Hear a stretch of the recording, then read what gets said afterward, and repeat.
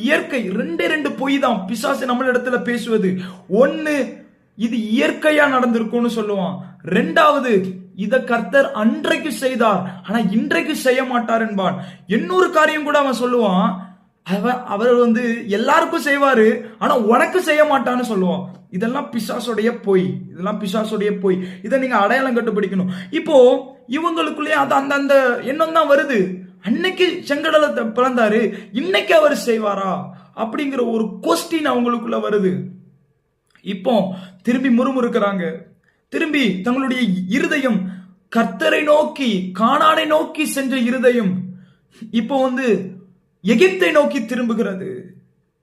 நம்ம பார்க்கிறோம்ல, எவ்வளவு ஒரு அவிசுவாசமான கண்களை உடையவர்களாக இருக்கிறாங்க. இதற்கு காரணம் என்ன? அவர்களால் அந்தரங்கத்தில் இருக்கிற பிதாவை பார்க்க முடியவில்லை, மறைந்திருக்கிற பிதாவை பார்க்க முடியவில்லை. மறைந்து